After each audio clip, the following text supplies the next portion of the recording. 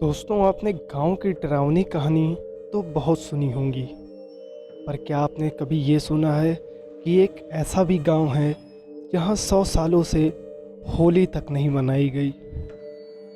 कहते हैं कि होली खुशियों का त्यौहार होता है। इस मौके पर लोग एक दूसरे को खुशियां बांटते हैं।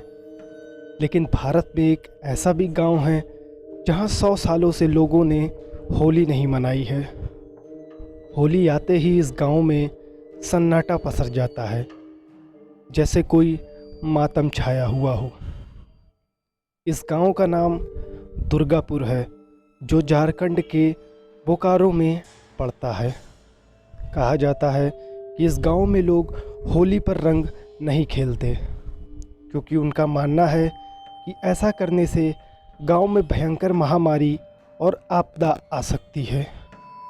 कहा जाता है कि 9000 की आबादी वाले इस गांव में लोग अपने मर चुके राजा के आदेशों का अभी भी पालन करते हैं और इस डर से सहमे हुए रहते हैं कि उन्होंने राजा की आज्ञा नहीं मानी तो उनका भूत गांव में आकर तबाही मचा देगा। इस गांव में एक कहानी बहुत प्रचलित है। लोग कहते हैं कि 100 साल पहले दुर्गापुर नामक इस गांव में दुर्गापुर नामक एक गांव है, दुर्गापुर प्रसाद नाम के एक राजा का शासन था। उन्हें होली का त्यौहार बेहद पसंद था, लेकिन एक रोज़ होली के दिन ही राजा की बेटे की मौत हो गई। उसके बाद से गांव में जब भी होली का त्यौहार मनाया जाता था, वहां या तो सूखा पड़ जाता था या महामारी फैल जाती थी, जिसमें सैकड़ों लोग मारे जाते थे। महामारी से तंग आकर राजा ने समस्त प्रजा को होली का त्यौहार न मानने का आदेश दे दिया। लेकिन कुछ सालों के बाद इत्तेफाक से उस राजा की भी मौत होली के ही दिन हो गई।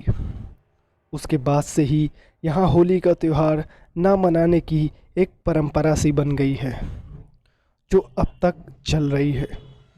उनका मानना है कि अगर राजा के आदेश की उल्लंघना की तो उनका भूत आकर गांव में तबाही मचा देगा। इसलिए उस गांव में 100 साल से भी ज़्यादा होली नहीं मनाई गई है।